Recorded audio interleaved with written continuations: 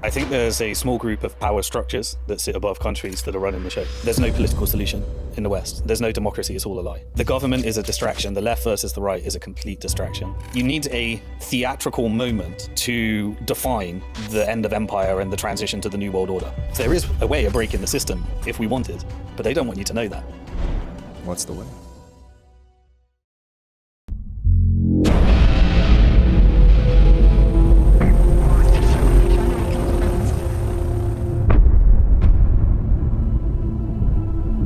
Why are you here?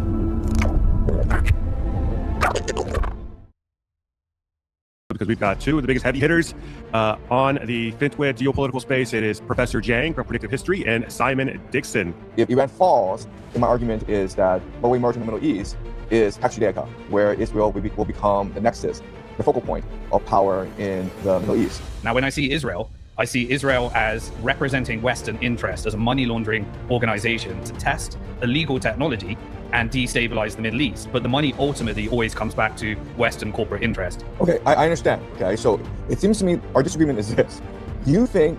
If you look at what America and Israel has now become, they have become the military for this unification of financial interest. They can go and take Venezuelan oil, but the profits flow through Chinese infrastructure, Gulf sovereign wealth, and Western financial and banking interests. I think that's kind of the linchpin about whether my thesis or your thesis is correct. We have the infamous Simon Dixon. You know, he's the leading proponent and expert, complimented me that he read my book. I should have read his book, but I wish I had read your book earlier because it wasn't even better. So, Simon, I want to thank you because I listened to your work and all that. The UK, the European Union, Australia, Canada, the collective West is fully subordinate to US corporate interest because they're rolling over the debt-based Ponzi scheme. Yes. They have access to the financial industrial complex tools. They can create a currency war if they want to destroy your wealth. They can laden you with debt, which they can roll over. They can use intelligence and military in order to destabilize your country, turn genuine riots into color revolutions, take away somebody that represented the people and install a dictator that takes the corrupt money in order to privatize all their resources and make sure that Chevron, Exxon, Lockheed Martin, General Dynamics, JP Morgan, the IMF, all can come in and use your country as an asset management portfolio. So most people, when they hear this, they think, is this some kind of organized cabal? It's actually not. It's a ruthless game of betrayal at the top, power dynamics and access to capital, and you can throw people off the network and then operations go wrong. It's a ruthless game.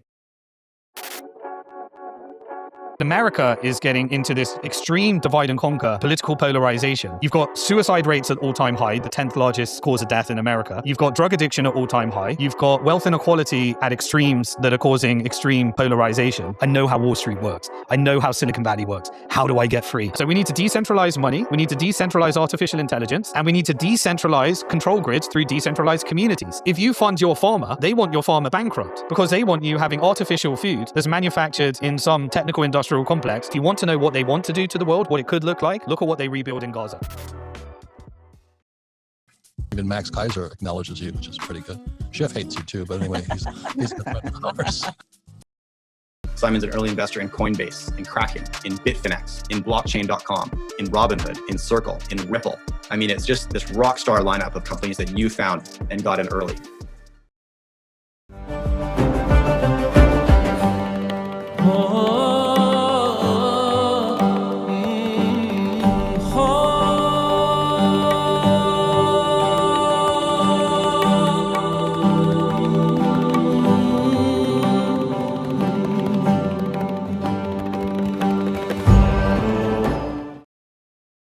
Joined today by somebody I've been listening to for a long time, Simon Dixon. I will tell you, Simon and I have two things very much in common. We both left investment banking disgusted by the corruption, and we were seeking freedom. And our pathways have been different, but I think, Simon, you and I are sort of looking for the same thing. How do you navigate an unbelievably corrupt financial system? And I really appreciate everything you've done to bring light to that and everything you're doing to try and help people be free under the circumstances. But you have extraordinary experience in investing in Bitcoin companies. So you've invested in exchanges and, a wide variety of Bitcoin related companies. So you have a lot of experience as an asset manager and investor and venture capitalist in the Bitcoin area. Right? Here's what's interesting though.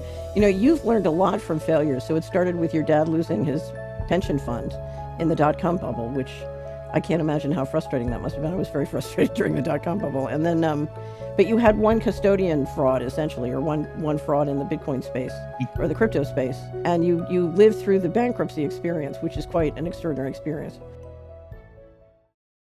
Some are completely subordinate debt slaves. That's what the financial industrial complex wanted to create, which is make you a collateralized debt obligation, where you earn just enough and you work your whole life just to pay the interest. And as you progress, you take on more debt and pay more interest. And you do that forever. That's the slavery.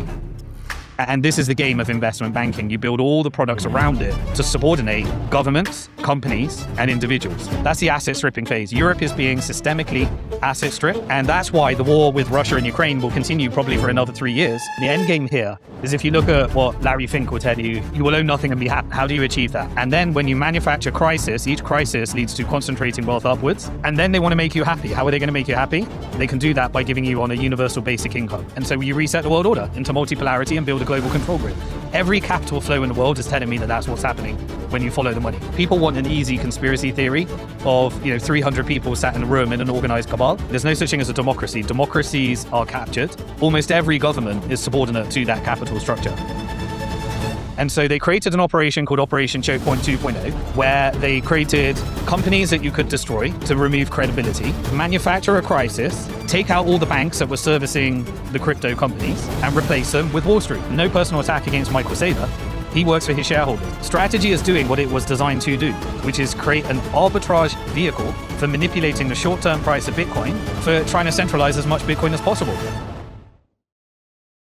Yes, well, and Simon's also the author of Bank to the Future, Protect Your Future Before Governments Go Bust. And the way things are going, governments could be going bust any day now.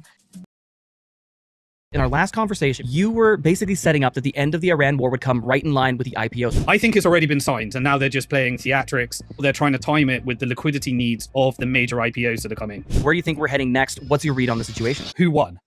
The financial industrial complex and transnational capital won. The reality is China won. That means that they can control both the petrodollar and petro-yuan. If you think Trump works for the American people, then nothing makes sense. Trump's a transaction guy. His job as a deal maker is to put deals together for his lobbies. The markets were never saying that this was a real war. If there was a real war, I was saying gold would be moving in parallel to oil. They have completely cornered the short-term price of Bitcoin to manipulate it, but their goal is to get your Bitcoin in custody. The technical industrial complex are ushering in an Orwellian AI surveillance state, one world control grid, social credit scores, central bank digital currencies, stable coins. You will own nothing and be happy. We'll custody the assets, you get the token, and you become a perpetual gambler.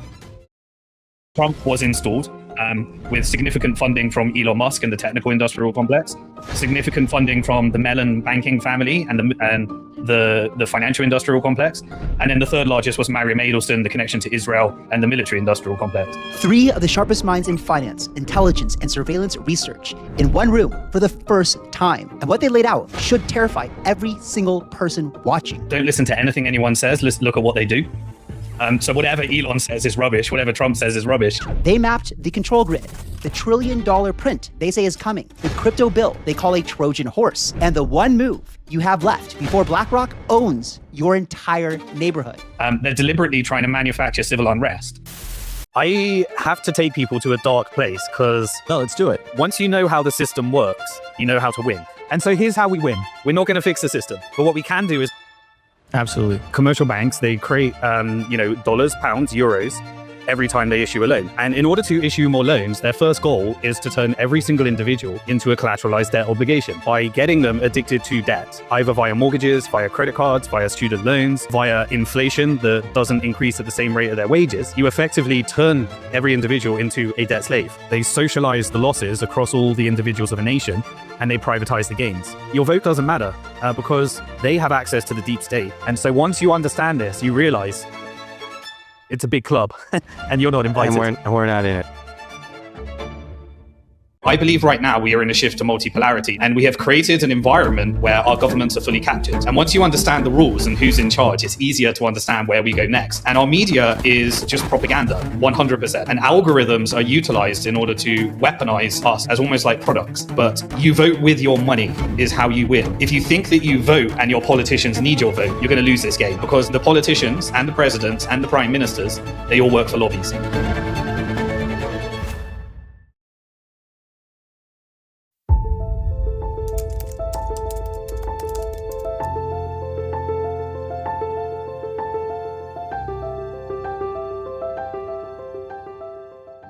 Bailing out the banks is perpetuating a system which is never going to work anyway.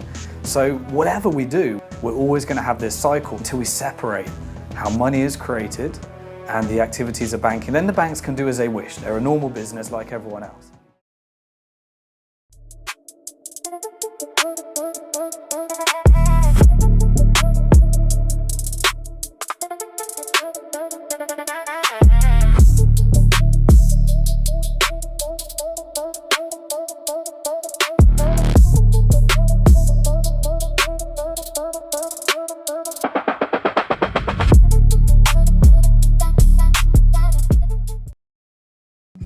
But anyway, I want to thank Simon Dixon because I listen to him all the time, you know. He is a character of characters. Every time I listen to him, he has, I guess it's kind of an English wit to him. It's a little sarcastic, but it's funny, you know, it's cutting, and it's to the point.